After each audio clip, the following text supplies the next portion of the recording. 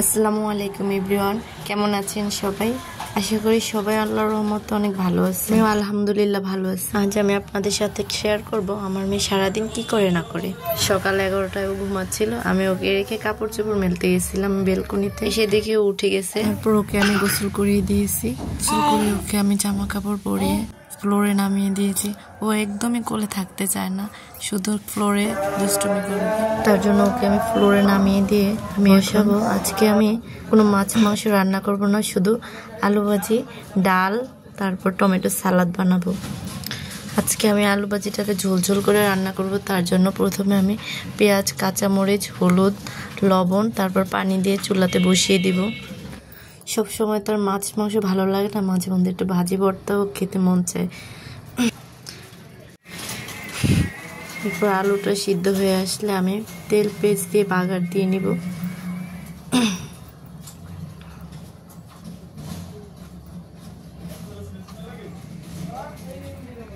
সাথে কিছু ধনিয়া পাতাও দিব।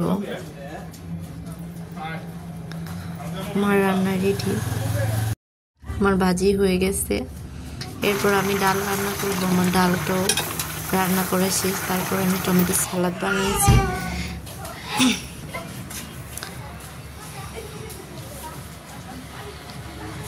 এখন আমি খাবো।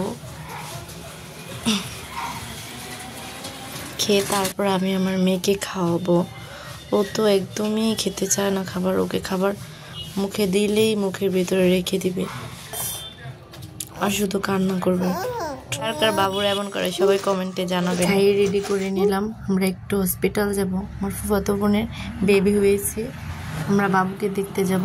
তার জন্য আম্মু আর মেজো বোন আসছে আমাদের বাসায়। সাথে করে ওর জন্য একটা হাওয়াই মিঠাই আনছে। দেখেন আমার মেয়েটা কি করে। ওর এক্সপ্রেশন দেখে তো সবাই হাসতে হাসতে শেষ।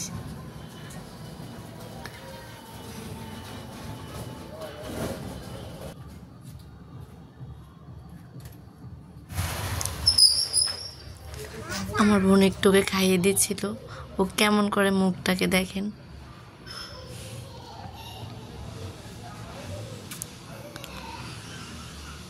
ভাত খেতে চায় না একদম, শুধু চকলেট, চিপস এগুলো খেতে পছন্দ করে। ওকে তো একদমই আমি বাইরের খাবার তেমন একটা দিই না।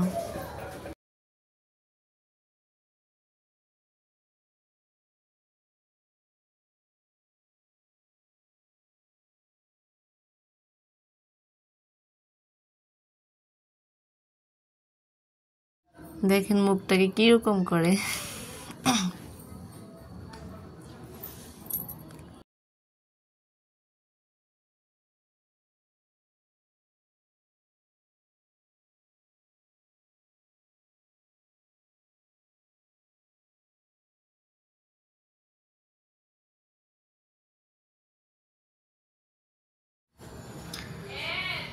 এরপর ওকে নিয়ে আমরা সবাই হাসাহাসি করে আমরা রওনা দিলাম।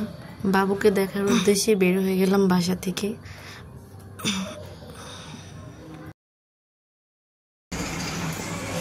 বাসা থেকে বের হয়ে তো মহা খুশি। তারপর আমরা একটা রিক্সা নিয়ে নিলাম। রিক্সাতে তো শুধু হাসতেছে উঠে।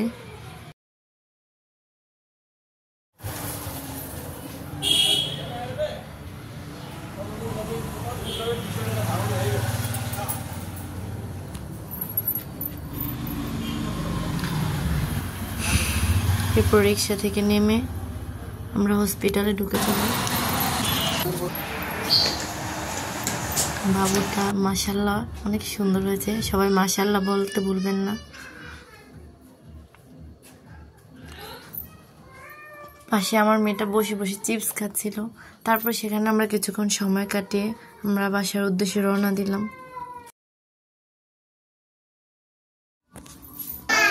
তারপর আমরা নিচে নেমে গেলাম। নিচে নেমেই আমি একটা রিক্সা নিয়ে নিলাম।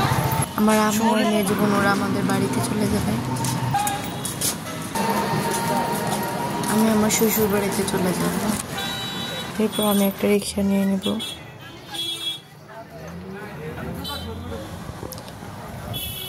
রিক্সাতে উঠে আমার মেয়েটা চুপ হয়ে আমার বুকের সাথে বেঁধে আছে। ওকে রিক্সাতে নিলেই ও শুধু ঘুমিয়ে পড়ে। এরপর আমি আমার বাসায় এসে পড়েছি। ভিডিওটি ভালো লাগলে অবশ্যই লাইক, কমেন্ট, শেয়ার এবং সাবস্ক্রাইব করবেন। ধন্যবাদ সবাইকে পুরো ভিডিওটি দেখার জন্য।